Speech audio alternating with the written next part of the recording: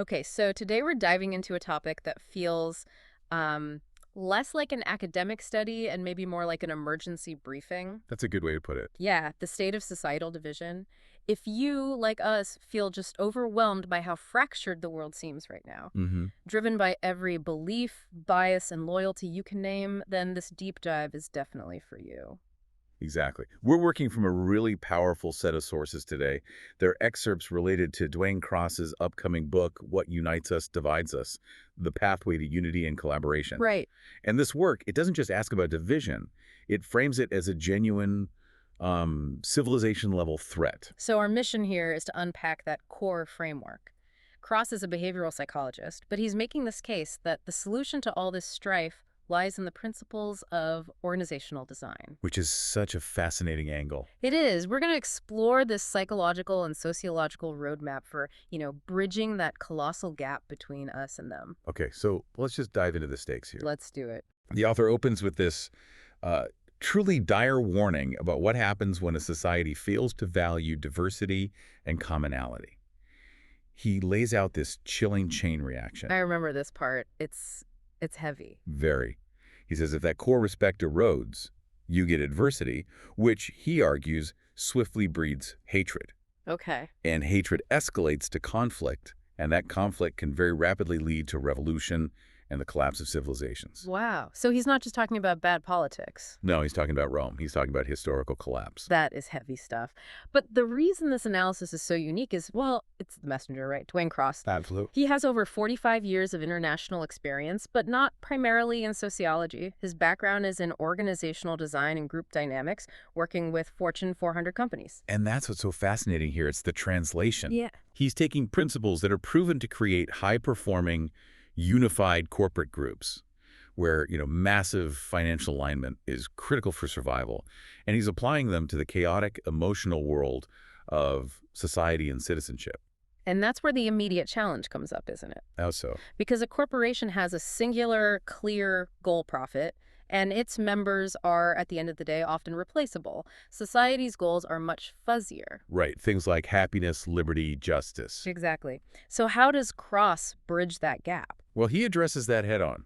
He argues that the mechanics of group failure and success are universal, regardless of the ultimate objective. Okay. Society, in his view, is simply the largest, most complex organization we operate within. And like any successful organization, it needs specific, non-negotiable structural elements to function. Precisely. So he reduces success and failure to a dynamic between people and their environment. He asserts that unity and division are really just responses to how that dynamic is managed. And this takes us straight to his foundational framework then. It does.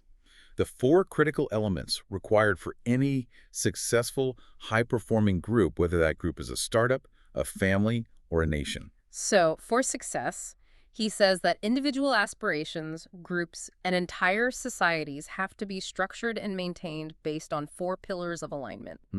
And the first two are kind of what you'd expect from an organizational expert. Pretty standard stuff on the surface. Right. Number one, you need an inspiring common vision. Everyone has to know the destination. What does success look like for all of us?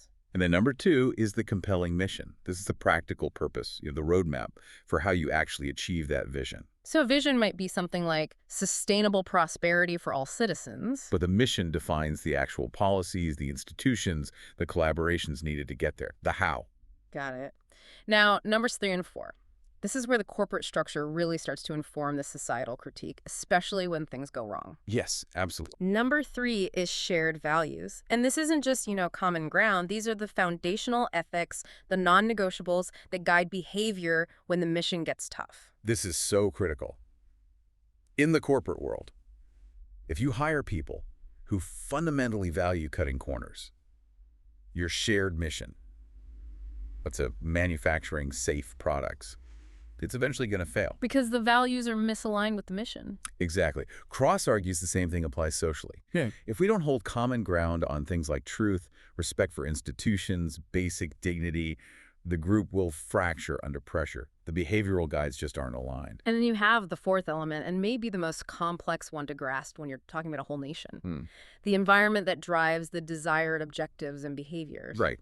In corporate jargon, this is the culture, the incentives, the feedback loops. We should clarify what he means by environment in a societal context, because it's a bit vague if you don't unpack it. Yeah, it is. For society, the environment is the institutions, the media feedback loops, the educational systems, and, most importantly, the law and the incentive structures that reward or punish certain behaviors. So if we translate that corporate analogy in a company, if your environment, say, the compensation structure rewards employees for undermining their colleagues, Right. the shared values and mission will just collapse no matter how nice the mission statement looks on the wall. Exactly. Cross argues that the very same mechanism is at play socially. If our current media environment rewards outrage and tribal purity, Which it often seems to do. it gives airtime and financial success to the most extreme voices, well, then that environment is actively driving division, regardless of what our official national vision of unity might be. So the environment is incentivizing the wrong behavior. Precisely. It's a really powerful lens. It shifts the discussion from why are people so divided to something else. So what elements of our operating environment are actively rewarding this division? Yeah. The analysis suggests that if any one of those 4 points, vision, mission, values, or environment, is weak or contradicts the others, unity is fragile. The system is basically designed for failure. And this leads us right into the heart of his psychological deep dive. It does, because once you understand the structure that should be in place, the next step is to understand the deep behavioral pressures that are always trying to tear that scaffolding down. And that's where he shifts into the history of us versus them. The psychology and the sociology of it all. He states that the ultimate goal is not just dialogue, but rebuilding that foundation, a real structural effort to redefine our shared values and a compelling common mission. But let's be realistic here. Rebuilding shared values today sounds almost utopian. I mean, we seem to disagree on basic facts, let alone values. And that's a very important question.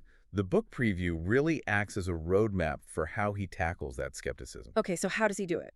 He starts by defining the current drivers of division, and he breaks them down into 3 levels: the individual, the group, and the society. He wants to know what specific forces are at play right now, not just, polarization. And he emphasizes history, too. He explores how the history of group thinking and the science of belonging drive division. Which is fundamental. We were wired to belong. We're social animals. We need tribes. We need tribes. And understanding that primal need is key to understanding why we isolate ourselves into these opposing, seemingly non-negotiable groups. If we connect this to the bigger picture, it moves beyond simple sociology. Oh, way beyond. It goes right into our foundational wiring. One of the most nuanced and, I think, intriguing topics he promises to cover is how individual genetic group predisposition drives social group behaviors. Okay, that's a huge claim. For our learner audience, we can't just drop that term without some context. What does Cross mean by genetic group predisposition? Are we talking about inherited political leanings? No, not at all. That's a common misconception.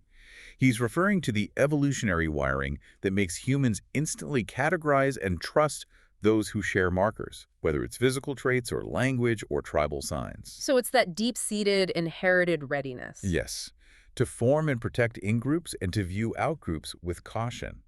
It influences our social behaviors regardless of our current ideology. So it's not that we're genetically predisposed to be a Republican or a Democrat. No. But that we are genetically predisposed to find a tribe and then aggressively defend its identity. Exactly. Often prioritizing that group's survival over a rational analysis of the facts. That grounds the current division in some fundamental behavioral science, then. It does. If we are wired to seek belonging, Yeah. and our modern environment is designed to fragment and isolate us, pushing us into online echo chambers that solidify these small opposing groups, the result is an explosive tribalism. The environment is exploiting the predisposition. Perfectly put. That really shifts the problem. It goes from we need better arguments to something much bigger. 2, we need to understand our fundamental inherited wiring and redesign the system to account for it. And that is a monumental task. It is. And that's where his roadmap transitions to the practical, solution-oriented chapters. After defining the structural and psychological causes, Cross addresses the unavoidable reality of conflict. Right, how to deal with adversity within groups and between groups. Yes. And I find his final framing particularly compelling. His examination of reality versus utopia. Yeah, that's a really important distinction to make. We need to know what kind of societal unity is actually achievable versus what is just, idealistic thinking, totally divorced from human nature and organizational reality. This section really speaks to the need for humility and seeking solutions.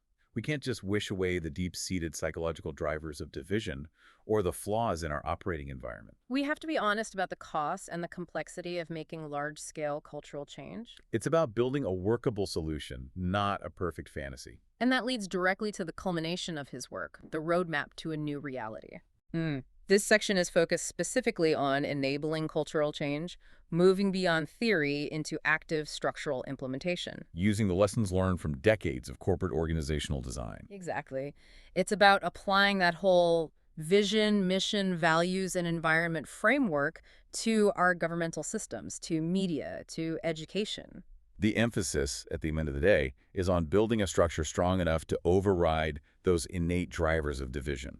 Or maybe, more accurately, channeling them. Yes, channeling those drivers into shared constructive goals rather than just letting them fuel internal conflict. So what does this all mean? The core takeaway from Duane Cross's deep dive is that the pathway to collaboration, to unity, it hinges on shifting our focus. A major shift. We have to stop focusing solely on individual biases and political differences, which he says are just symptoms. Right. Instead, we have to actively invest in building common ground through a clear shared vision, mission, and values. And most importantly, fix the environmental incentives that reward outrage and tribalism. He's taking expertise that has proven successful in the highly competitive, high-stakes corporate world, where alignment is literally a matter of survival, and applying those hard-won principles to the health of our entire society. It really means treating a divided nation like a failing company that needs a complete organizational overhaul. And the source suggests we have to move toward this roadmap to a new reality, which is a tremendous undertaking. It requires massive collective effort. It does. And this leaves us with a final provocative thought for you, the listener, to consider. If the solution requires this collective redefinition of our shared vision, mission, and values, Cross implies that personal responsibility is the starting line. It has to start somewhere. It does. So the question is, what must you first redefine in your own life, your personal vision, your personal mission, or your core values, in order to actively and constructively participate in bridging this great societal divide and enabling that cultural change? Where does your own scaffolding need repair before you can join the collective effort?